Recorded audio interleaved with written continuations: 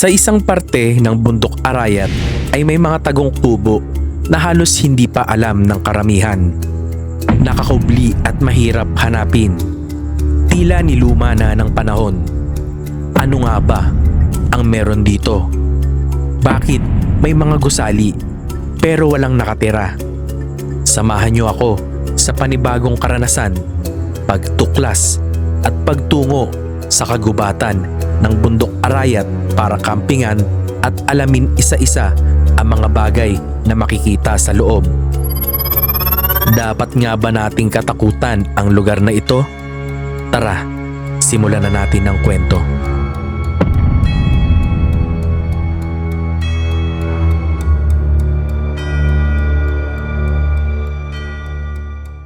Para malaman ang kasagutan sa ating mga tanong, bumiyahe muli tayo sa bayan ng Arayat. Matagal-tagal na rin nung huli tayong nakapunta dito. So ayun na nga guys, nandito tayo ngayon sa may Arayat, Pampanga. And to be exact, ang ating pupuntahan ay sa mismong bundok ng Arayat. Dahil kung ako ang tatanungin nyo, meron tayong tutuklasin. So ito, we are entering Barangay Baliti. Ayun tayo sa may Barangay Baliti guys.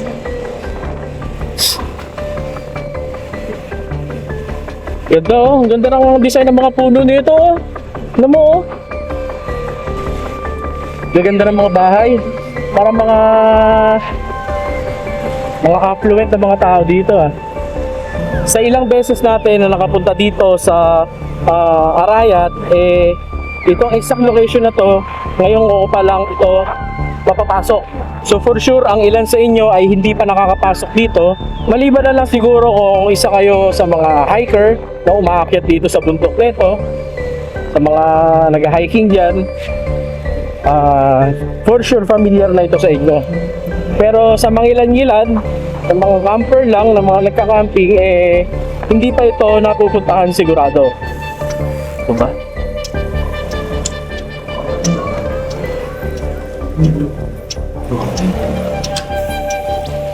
So, papalapit na tayo ng papalapit guys. So, napaka raw pa pala ng place dito. Yan no. Mga kabukiran siya na hindi natatamnan.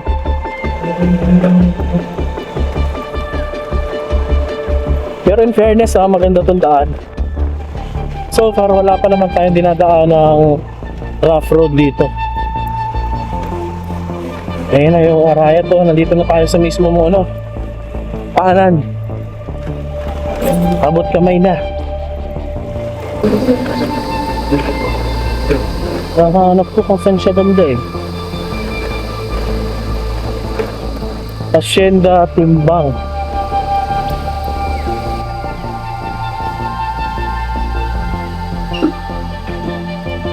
Pagdating sa lugar, ay may mga nagbabantay din pala sa kanilang main gate. Isa pala itong Eco Park at camping site na rin. May dala tayong tent at mga gamit pero mas pinili kong subukan ang kanilang kubo. Pero nahihiwagaan pa rin ako kung ano nga bang mga meron sa loob nito at bakit halos walang katao-tao. Aalamin natin yan mamaya.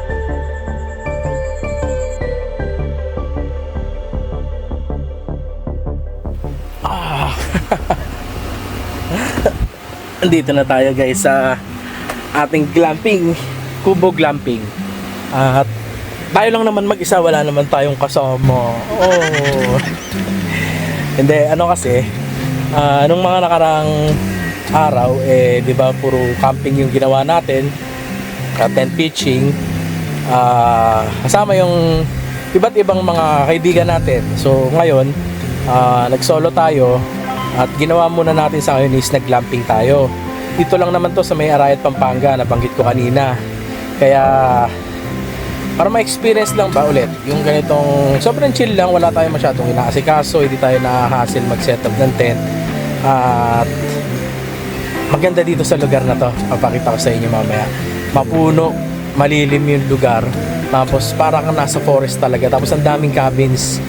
So apakatahimik pa, wala ka ibang maririnig dito kundi yung mga kunin ng mga ibon tsaka kuliglig. Anyway, pakita ko sa inyo. Naka-aircon tayo ngayon. May electric fan. may ilaw. Ito yung pinakamurang kubo nila. Yan, may mga switch ng ilaw. Tapos may saksakan naman kung gusto niyo mag-charge. Ayan. Tapos meron tayong isang electric fan. Tapos siguro to mga 0.5 horsepower or 1 horsepower na aircon lang. So yung ilaw natin, kulay dilaw to. And TP hot siya. Tapos yung labas natin, may kurtina naman dito. Tapos may shelves din. Pwede nyo paglagyan ng mga gamit. Yan, dito rin. Tapos sa labas natin, ayan, garden. And actually, pwede mag-pitch ng tent dito So, may dala ako actually tent. Ayan para kung sakasakali na hindi tayo matuloy sa glamping, halimbawa, sarado to. Kasi, hindi ako sure kung open Pakita ko lang sa inyo guys. Ito yung labas nung cabin natin or yung TP hut. At dyan tayo sa pangalawa na kapwesto. Tapos ito yung kanilang campground. Ito yung bonfire area. Parang naka-ready na yung bonfire ko mamayang gabi. May mga available din na tables and chairs dito. Actually dito kayo pwede mag-pitch ng tent. Anywhere dito naman pwede. Kasi tent pitching area naman to. Kahit naman dito sa tapat ng mga cabins, pwede. Ayan mayroong duyan sa mga bata, kahit sa matanda. Kasi mukhang safe naman. Ayan. Ganda. Ganda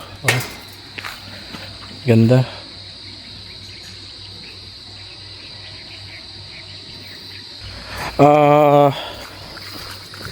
Sabi nila sa akin dati,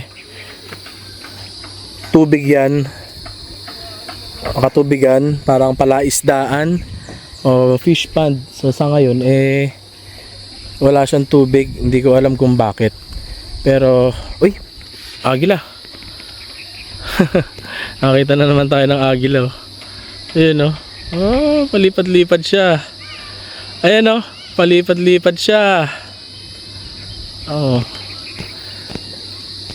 Buti na lang nakapagpalipad na tayo ng doon kanina sa taas. Dito lang naman to sa may paanan ng Mount Arayat. Mount Arayat na, ayan yung parte na yan. Dire-diretso yan pababa dito. Mount Arayat na yan. So kung gusto nyo i-trek yung Mount Arayat, medyo matagal pa bago nyo maakyat yun. So ito na yung pinakapaanan niya. Malawak tong tent pitching area. Okay din Tapos pwesto kayo dito, mga upuan ninyo habang nagbo-bonfire paikot. Tapos nagmamarshmallow kayo. Sa bandang taas pala nitong lugar matatagpuan ang Cafe Gintong Pakpak. Pag-aari din nitong Eco Park. Ito yung cafe nila. Nandito na tayo sa taas. Ganda, ang daming daming cottages. Okay. Tapos tignan natin yung view dito. Ay, grabe, overlooking dito. Ang ganda. Ayan Ay, tignan nyo to guys May kawabat sila. Ay, hindi. Parang lang. Parang fountain siguro yan. Ay, ganda. Tapos dito, pwede kayo dito mag picture taking. Taas naman na itong view deck na to. Ay! Doon tayo nakapwesto sa baba doon Ang ganda. Ang ganda Kita mo yung mga kabahayan dito. Ganda. Napaka-cozy ng kanilang cafe dito. May mga ino-offer silang iba't ibang klaseng inumin. Malinis ang lugar, presko at malawak ang space para sa mga customers na gusto ng overlooking view o city lights paggabi. Ganun may mga pusa dito. Kasi sabi sa akin ni ate kanina, yung sa reception is yung may-ari pala nitong Gintong Pakpak mahilig daw sa mga pusa. Kaya kung pupunta kayo dito, expect ninyo doon sa mismong camp and dito sa cafe may mga pusa din at inaalagaan naman nila at pinapakain dito. Kagaya nito. Ayan ang cute. Mahilig din ako sa pusa Ayan, malaya sila dito at inaalagaan.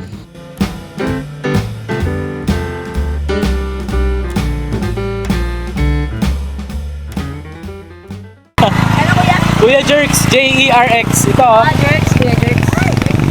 Ano page mo, Kuya? Ayan oh. Kuya Jerks. Oh, mag-hi na kayo. Dali, bababa na ako. Hello! Kuya, wala kaming ano.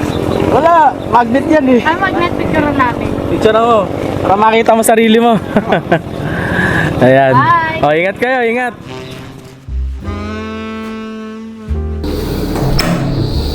So, ayun na nga. Gabi na. So, nag-shower lang tayo dito. Pakita ko lang sa inyo yung shower nilang ganda. Tsaka, merong hot and cold dito. Ayan o. Ayan o. Industrial style yung kanilang shower room. Industrial style. Industrial yung pagka-design niya. Walang tiles. So, okay siya. Malamig yung tubig. Pwede ring mainit. Depende sa inyo kung anong gusto nyo ipanligo. Ayan, marami. Kalat yung kanilang shower room. Tura na natin. Meron pa dito. Tapos may mga sink area dito kung gusto nyo maghugas. Ito yung kanilang common CR and common sink room. Tayo natin yung ilaw. Tapos, pakita ko na rin yung toilet nila. At kanina, nag-deposit tayo dito. Ayan. May bidet siya guys ha. May bidet, trash bin. At meron pa ang tissue dito eh. Ayan o. Ayan. So, ito yung kanilang CR. Marami, malawak to.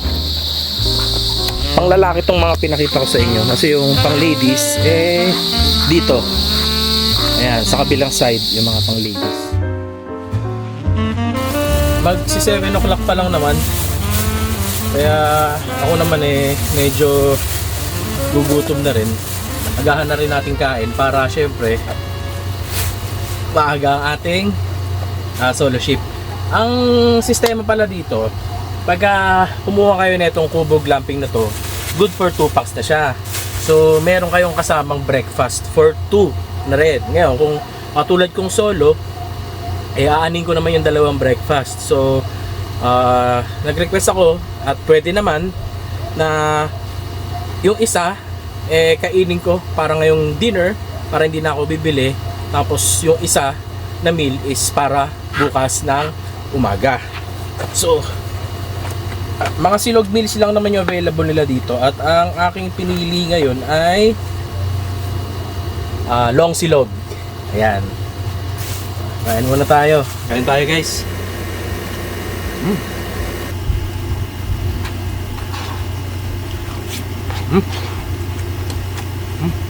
Sarap. Ang gutom na gutom.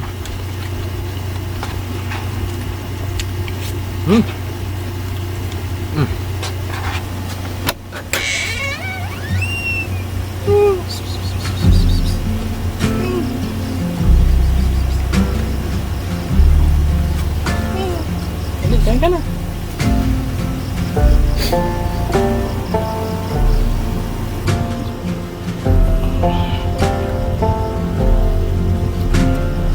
Follow through, take your time.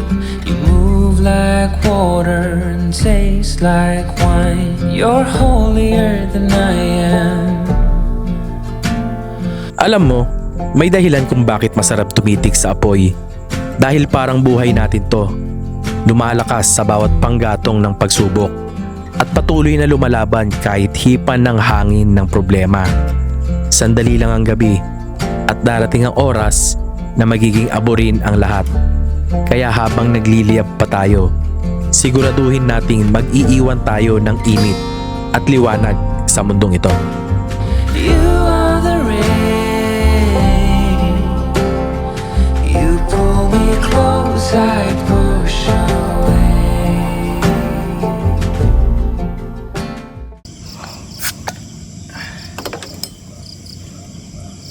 Oh. Nakaabang na kayo ha. Alam ko ito yung naabangan nyo. Ang ating hindi to fellowship. Wala tayong fellowship solo ship. Yun. So maisingit ko na rin. Nag-comment nga pala sa previous video natin si Pashnea Vlog. Shoutout sa'yo bro. Alam ko hindi ka na nagko-content, pero baka gusto mo mag-content ulit. Tara, fellowship tayo. Shout out bro. Dito may nabibili kasi sa likod netong ating TP Hut bandaron, papakita ko sa inyo tomorrow. Merong bilihan ng mga drinks and meals. Kahit di na kayo umakyat doon sa cafe nila sa taas, meron dito sa baba. Kung sakaling ayaw nyo magbaon, pwede kayong bumili dito. Pakasarap. Chill lang tayo ngayon dito. Lasapin lang natin yung kapaligiran. Marami daw pusa dito pero hindi ko kasi makita. Isang pusa lang yung nakita natin kanina dito sa baba na pumunta dito. Although may nakita pa akong gray, banda ron. Maamo din naman siya. Mabait siya pero hindi siya pumupunta dito. May pumunta dito kanina yung buntis, yun yung ating pinakain. At abangan nyo bukas pagka gising natin dito, tour ko kayo. Kasi para saan pa lang namang di ko pakita sa inyo, nag glamping tayo dito tapos hindi ko i-share, di ba? I-share ko na rin sa inyo para makita nyo kung ano yung mga makikita dito na room na pwede pang family, family na malaki, family na maliit, or magkasintahan gaya neto. Tapos yung presyo, tignan natin kung meron tayong makakausap bukas. Pakita ko yung kabuuan nito kasi yung sa likod talaga parang forest, ang ganda. Yun, kung kukuha kayo ng mga pang family na mga bahay dyan sa likod, pang staycation nyo, ganda, sabi ko sa inyo. Iba yung vibe lalo sa likod. Anyway, may magsa-shoutout. Comment lang kayo dyan para sa susunod nating solo ship or fellowship, ipasok natin yung mga shoutout na yan. At aking nanamnamin lang yung katahimikan nitong gabi. Tayo lang at magmumuni-muni tayo para magplano-plano tayo para sa mga susunod nating lakad. Abangan nyo kasi may pinaplano nga kami. Malalaman nyo na lang yan sa mga susunod nating video. Anyway, cheers tayo sa isang masarap na solo ship. Masarap.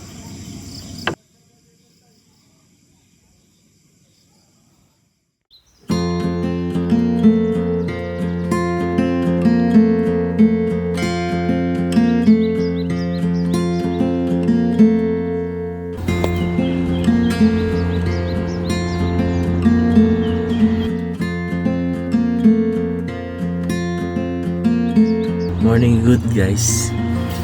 Alas 7 na. Tinanghali na tayo ng gising at ang lamig tsaka ang dilim dito sa loob ng ating kubo. Silipin natin yung labas.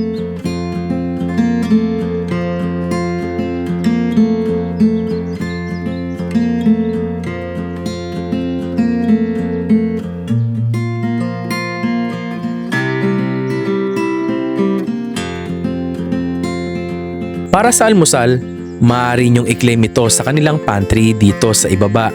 Pwede rin nilang ihatid sa inyong cabin kung mas pipiliin niyong kumain doon. Pero ako, gusto ko maramdaman yung lugar. Kaya dito tayo pepwesto sa labas. Presko pa, sa nabi ba naman ng puno dito eh.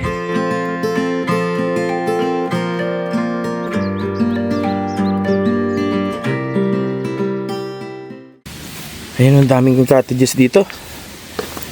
Dito na tayo so pakita ko na rin sa inyo. So para kumain kayo dito sa restaurant nila, kung gusto niyo dito kumain sa taas, yung kanina pinakita natin doon, ayun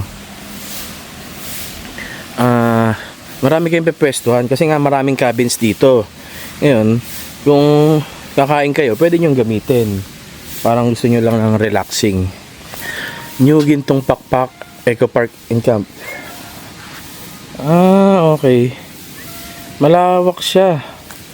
Ito yung uphill road papunta dun sa pinuntahan natin kahapon, yung cafe. Ayun, so ito, nandito tayo. Okay.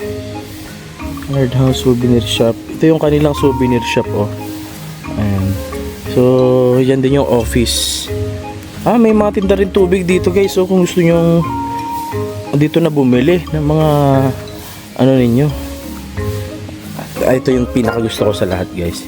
Meron silang bahay ng mga pusa. Pero for sure hindi ito tinutulugan ng mga pusa. O baka dito lang nanganganak yung mga pusa. At dito tayo sa view deck eh. Tingnan natin. Ito pa oh. May mga bahay ng pusa na for sure hindi ito tinutulugan ng mga pusa. At medyo marumi na eh. Alam mo naman ang mga pusa, medyo masiselan. Ganda, ito yung view deck nila dito oh. Dito tayo sa pinakataas. At meron pang cat house dito. Ang galing. Ang galing, ang dami nilang cat house oh. Gustong gusto ko yung mga ganito. May compassion sa animals ang owner nitong ano na to. Itong skywalk pala tawag dito. Ayun, balik tayo. May compassion sa tao yung owner nito, ay sa hayop yung owner nitong camp nila. Campsite na to. Ang ganda. At may pond dito. Pwede kayo mag-picture dun oh. Oh, ang galing. May bodies of water pero wala yatang isda. Tapos yung overlooking natin dito, bodies of water kasi talaga yan. Malaking fish pond dyan kaso wala nang tubig ngayon. Ewan ko kung bakit. Pero sayang, kung may tubig sana, mas maganda yung view natin.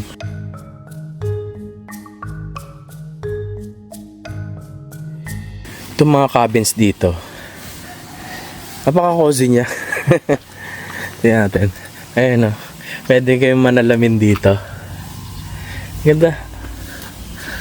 Okay yung cabins nito. Kung ayaw nyo ng kubo. Ano siya, konkreto. Tapos yero. Hindi ko lang sure, baka tingin ko naman insulated para hindi mainit yung loob. Ganda.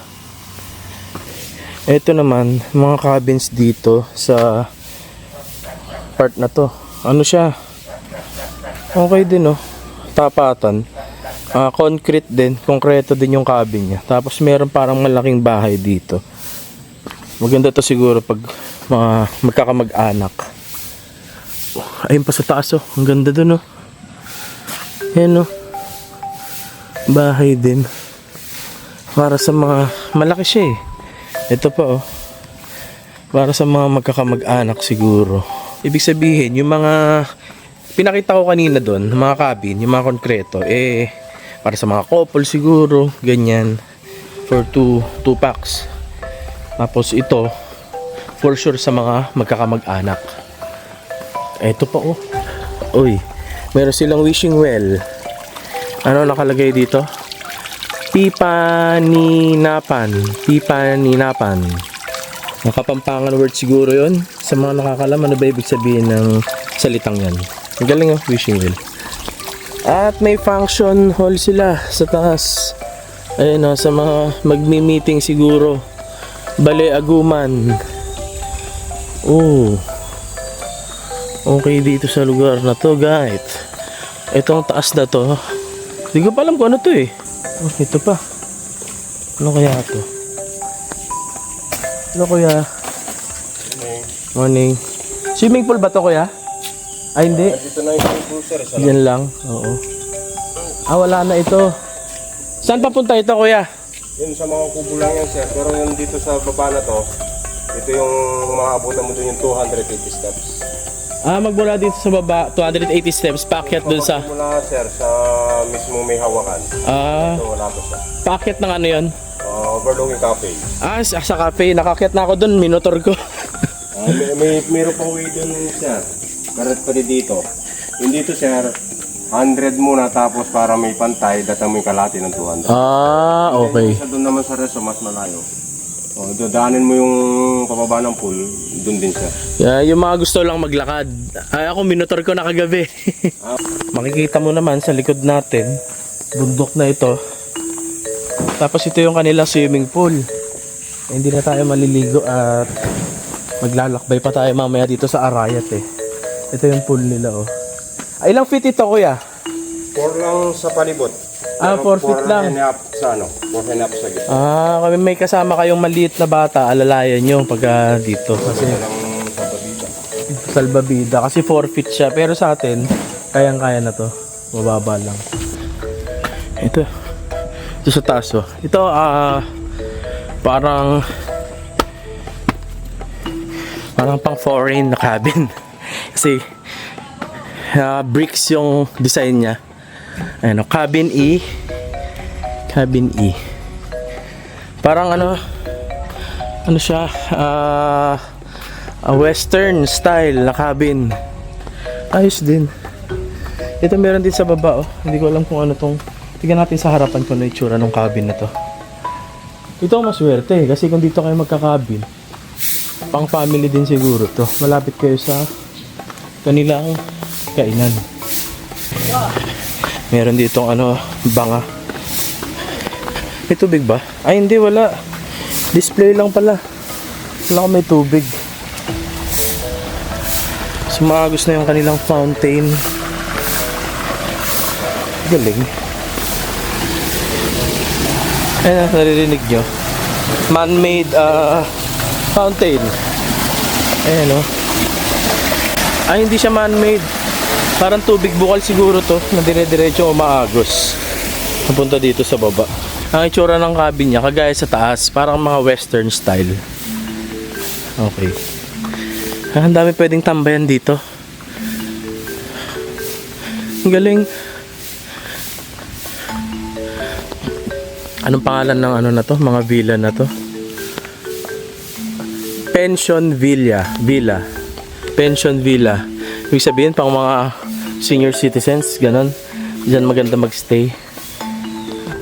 Maganda puntahan nyo na to guys kasi kung malapit lang naman kayo dito sa Pampanga, especially Arayat, at gusto nyo ng tahimik na lugar na mapupuntahan, yun nga lang, walang overlooking kasi ang maganda lang dito sa lugar is yung mismong loob niya dahil nga nasa kagubatan tayo netong Mount Arayat at accessible din naman ng mga sasakyan.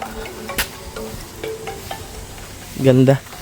Para maiba lang kasi alam mo naman tayo, dagat, ilog, bundok, city view, yun ang madalas nating napupuntahan. Ngayon para maiba, at least forest naman tayo, literal na forest dahil nga nandito tayo sa Mount Arayat.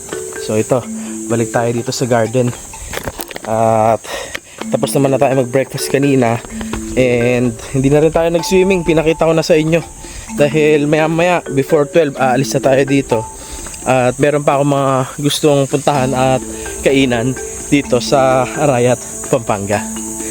Balik tayo. Susunod sa ating Mount Arayat camping tour.